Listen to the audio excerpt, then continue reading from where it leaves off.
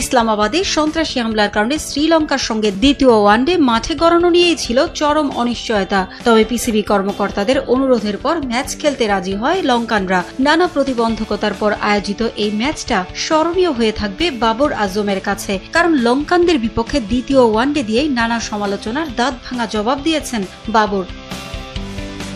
৮০৭ দিন পর পেয়েছেন সেঞ্চুরির দেখা। এর আগে রাওয়ালপিন্ডিতে ব্যাট করতে নেমে শুরুটা প্রত্যাশিত হয় শ্রীলঙ্কার। উদ্বোধনী জুটিতে ৫১ রান তোলেন দুই ওপেনার, তবে পাথুম নিশাঙ্কা ২৪ রানে আউট হলে ভাঙে এই জুটি। এরপর ইনিংস বড় করতে পারেননি কামিল মিশ্রা ও কুশল মেন্ডিস। বড় সংগ্রহের আশা জাগিয়েছিলেন সাদিরা সামারা বিক্রমা, তবে ৪২ রানে তাকে থামান হ্যারিস রুফ।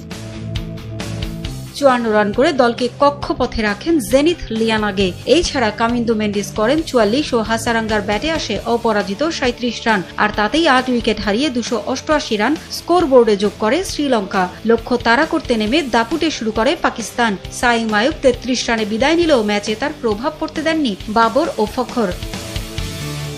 দুজন মিলে গড়েন ১০০ রানের জুটি। ফখর ৭৮ রানে আউট হলেও ক্যারিয়ারের ২০তম ওয়ানডে সেঞ্চুরি তুলে নেন বাবর। ১১৯ বলে তার ব্যাটে আসে ১০২ রান। এছাড়া রিজওয়ান করেন ৫১। ১০ বল হাতে রেখে দাপুটে জয় পায় পাকিস্তান। এ ম্যাচে সেঞ্চুরি করে পাকিস্তানের হয়ে কিংবদন্তি ক্রিকেটার সাইদ আনোয়ারের করা ওয়ানডেতে ২০ সেঞ্চুরির রেকর্ড স্পর্শ করেছেন বাবর। সমালোচকদের দিয়েছেন দাঁত ভাঙা জবাব। দুঃসময়ে পাশে থাকার জন্য সমর্থকদের ধন্যবাদ জানিয়েছেন বাবর আজম। কঠোর পরিশ্রম ও ধৈর্যই তাকে আবারও কক্ষপথে ফিরিয়েছে বলে জানান ৩১ বছর বয়সী এই ক্রিকেটার। সিরিজের শেষ ওয়ানডেতেও ধারাবাহিকতা ধরে রাখার লক্ষ্য তার। পারভিন আক্তার, সময় সংবাদ। মাঝমাঠকে যদি ফুটবল দলের মস্তিষ্ক বলা হয় তাহলে হৃৎপিণ্ড নিঃসন্দেহে সেন্ট্রাল মিডফিল্ড। দলের আক্রমণ থেকে রক্ষণভাগ দায়িত্বটা থাকে এই অংশেই।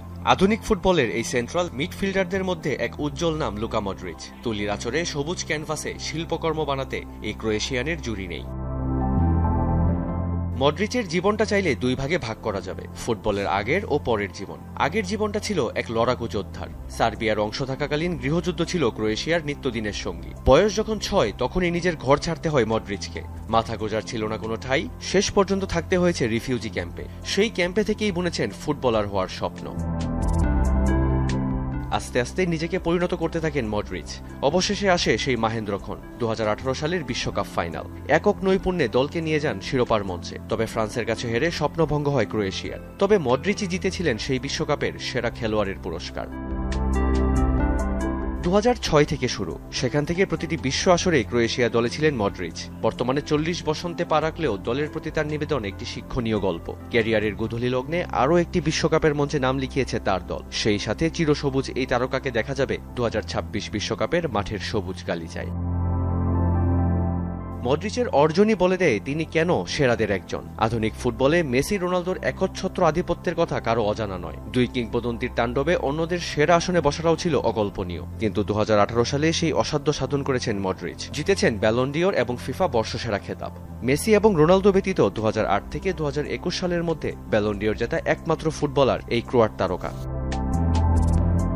ক্রোয়েশিয়ার পতাকা সর্বোচ্চ চূড়ায় তুলে ধরতে পারলেই এখন পূর্ণতা পাবে মডরিচের ক্যারিয়ার। যদি তিনি ব্যর্থও হন, ক্রোয়াট ফুটবল কিংবা মানুষের মনে তার জায়গা কমবে না এতটুকু।